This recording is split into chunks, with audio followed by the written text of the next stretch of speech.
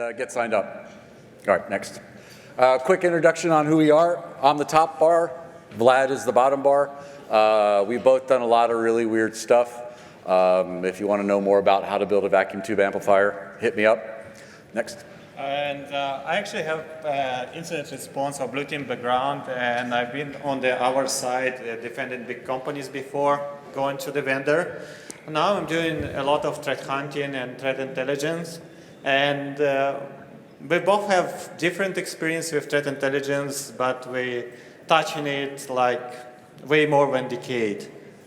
So, and our talk is related to CTI maturity, because we have a working group, and in working group we were developing CTI maturity models, which allow people to understand where we are with their CTI process. So, and to start with this, please look on the slide caption and project to yourself. So please raise your hands if you wish to be at 1 or 2 here. Really?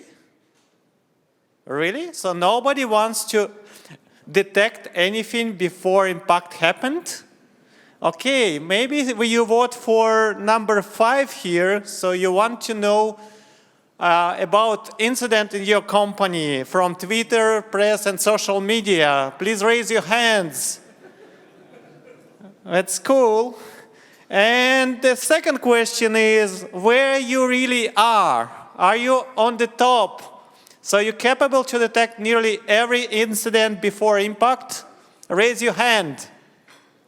Oh yeah, we're 2 optimists there. I was also this guy before.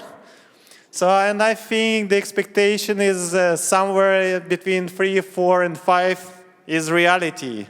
Because for one type of attack, like ransomware, you can get hints from attacker when it's done, when you lost your access to the data. You need to know about this because you missed everything, right? Sometimes community shares with you some hints, or you know, like your computer's knock into C2. And sometimes people just look into the social media and see the company name or on leak sites. So we saw the talks about different stages of CTI maturity already here. So we separated roughly 3 stages in our working group. So the first stage is more about starting to consume threat intelligence, which is mostly IOC. Second is start to understand context and pyramid of pain. And the third one is when you really grow, you have dedicated team, you have well-defined processes, and you have the most important, your own opinion on the threats, instead of blindly consuming what you were fed from different threat intelligence providers, from different news, and so on. So what we're talking here is actually today, it's more not about pyramid of pain, but what is on the top. So how you can combine variety of sources, like your sixth sense, like human intelligence, open source intelligence, nice brains, and to get from this thing to understand that there is something on the top of pyramid of pain to the details about what and where is happening and why. So I can give you examples of these. Something when you're at the third level of maturity requires understanding the cultural themes, the regional themes, specifics, and some restrictions you have. So normally when you know this is a malicious IP, you're running whois, right? And you're given some details about who is it. Okay, so 6 shells, that's it. But why don't you just do extra rounds here and find that like particular organizations, if we're like bulletproof hosting, we still have a license and you can pivot to the business entity, you can get extra details, at least about maybe real or fake identities of the people. So, and you can do this many different ways. So if you know specifics of particular country, so this is the Russian example, like service providers and hosting company need a license, and you can actually look what else the company doing, you can get tax IDs, and you can pivot very seriously. Sometimes you can see the random numbers and combination of letters and numbers. It looks like a part of the hash, right? So random nickname, but if you know the culture, you know this regex actually match the number plates for the cars. So if it match number plates for the cars, that means you can determine the region where person registered the car. You can also pivot on registration numbers to see who owns the car.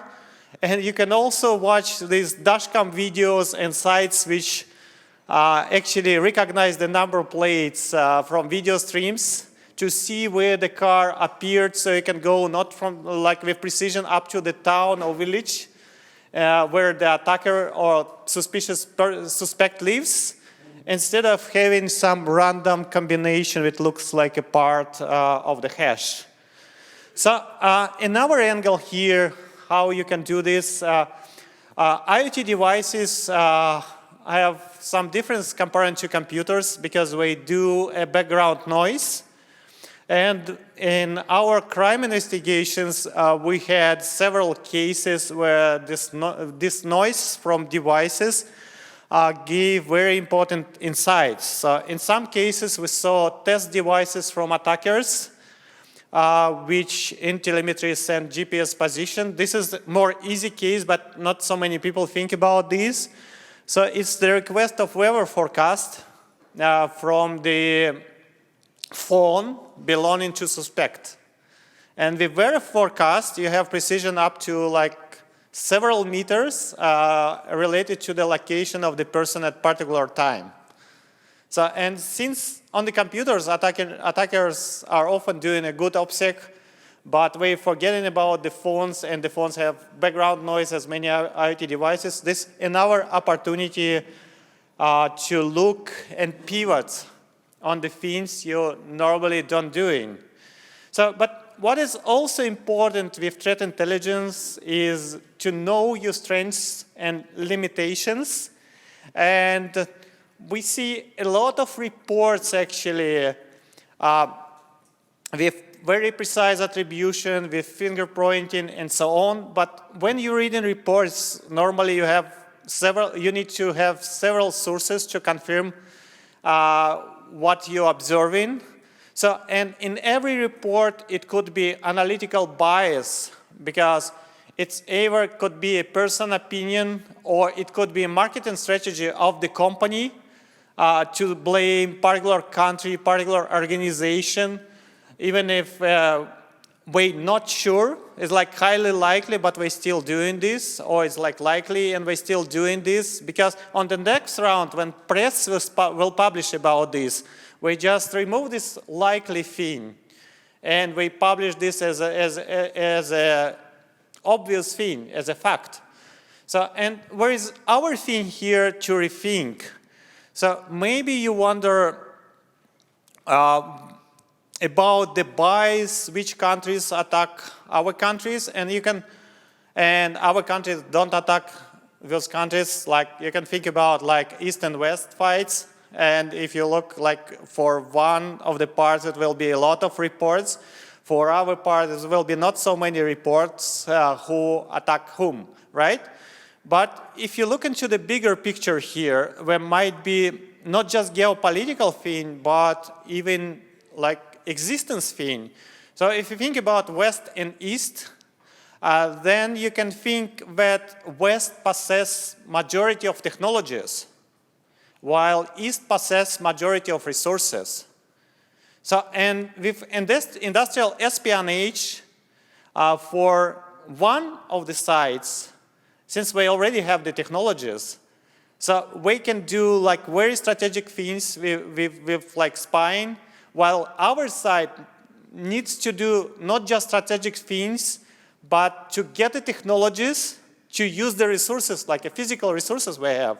And there might be some bias, not just on geopolitical level, but at both, because different countries possess different resources, and you should keep it in mind also when you come into the conclusions, because you need technologies to get resources used. So, and we come in here to a very tricky situation when you need to know how to ask good questions and bad questions, and how get good answers, like in this Twitter post, right? When you have a wrong question, you get the answers you never use. So, and the answers could be different, but normal answers we have like who, why, and how. And how means how deep, how long, what was targeted, where. And another funny question, I don't know like how widely we use this terminology, like patient 0, patient 1, and patient 2. So if you're patient 0, so you're targeted using the means which never appeared before, it's okay to be compromised for some period of time. But if everybody indicators and the data about attack was published and you didn't spot this next year, maybe you are patient 2 and that's not the place you want to be. Also, when you target it, it's not so important who exactly, what was the name of the person who attacking you, but it's more about the maturity of the person of the group and their capabilities and their goals. And in our side of this, if we talk about attacker maturity, we all have this threat landscape thing, risk model, and mature attackers have the same. So they have their own risk model. We also consider all your security tools you have, because we need to accomplish this task, consider the restrictions we have. It's not just blindly attacking somebody. So another question here is reliability of attribution approach, and we have a couple of slides here. And the big thing also with attribution is transition from digital to the physical layers.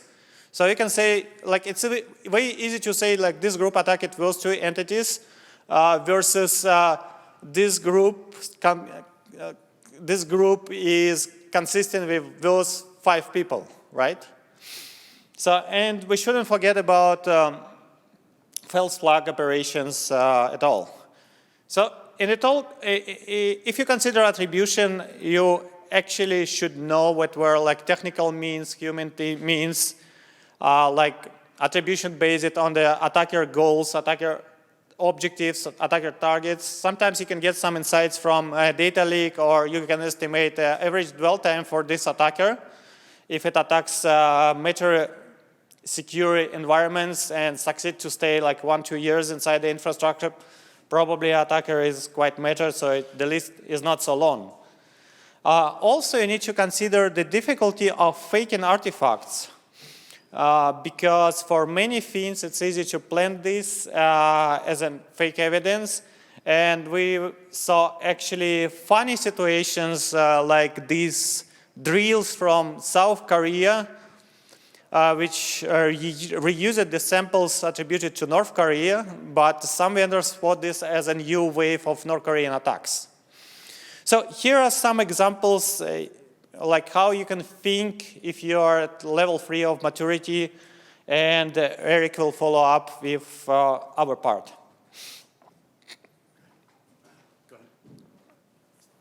So what we're looking at here is what kind of modeling and frameworks you should be incorporating into your research or your incident response teams. These are all the standards that you've seen out there. I grew up mostly on the diamond model from my time in the US government, and then spinning out into the kill chain, and now you have the MITRE ATT&CK. None of these are wrong, and they actually all work quite well together. And it's something that you probably should incorporate, but never brief to an executive. They'll just, the heads will hit tables. From there, what you're really trying to do with all of these models is look at this inside of a Venn diagram. On the board, As the defender, the only thing you can impact is the opportunity. So if you can minimize the opportunity on what that attacker model is going to bring against you, you're minimizing your risk or that area where bad stuff will happen. So when you're really looking at this, you'll actually have to incorporate that into multiple aspects of your organization. And from that, you can actually start identifying your requirements of what needs to change or what needs to happen. Automate. You have to automate everything. The reality is that there's not enough people in this world to do what needs to be done. If you have data sources, automate on how that's going to be incorporated into your threat research. If you're ingesting, in which we saw a lot of these large language models and everything else along those lines, how you can incorporate that into your product that you're using to help minimize what you actually have to look at. Inside just our environment, inside a Trend, we're bringing in telemetry close to 100 terabytes daily. And how do you sort through that? That's a lot of noise. From there, you're moving into your third party, you're looking at your sweeping, hunting versus pivoting. All of those are maturities, moving from sweeping into hunting and then pivoting, wash, rinse, repeat, and keep going. And after that, how do you conduct your link analysis? So by link analysis, use the tool that works for you. I don't care what it is. This is a Maltego graph from some research I did a while back. And you start in the middle because obviously you have no idea where it begins, and then you start moving forwards and backwards, trying to identify the whole chain of events. When you're looking at that, how does it tell the story? When you're building this information together, if you took that graph to an executive and said, this is what happened, boss. Here's the email, here's the name, here's the attachment, this is the hash number. How long do you think that conversation will last? Not long. It's not a good conversation to have. So when you're bringing in your story, understand the language that's happening, not only from the attacker perspective, because that could give indications on what they're delivering, but also, how is it that you're going to tell this story to an executive? How is this you're going to tell your story to other tech members of your team? What's important to each one of those? If you go through this and look at how this happens, you end up with a really good idea of that. If I tried to brief that link diagram to an executive, I won't go far. But if I'm dynamic inside that brief and start setting shit on fire, someone's going to notice that their desk is on fire and they need to pay attention to me. So this is, if you've never worked in this kind of environment, never follow someone that's dynamic if you're not that person. Try to go first. Risk management. How many people here actually are part of their risk management analysis teams? Some, not a lot. Find out who those people are, make friends with them.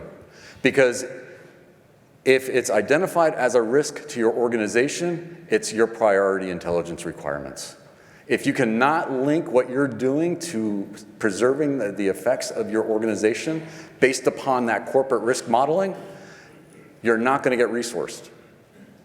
The sad reality, as much fun as we'd like to have. This is how you build the leadership. Those previous slides with that Venn diagram, understanding what you have, what's your opportunity that you can impact, understand what the corporate executives, whether they're at that operational or strategic level, what is their concerns. This drives your RFIs. You don't have to go into the leadership and say, boss, what's your PIRs?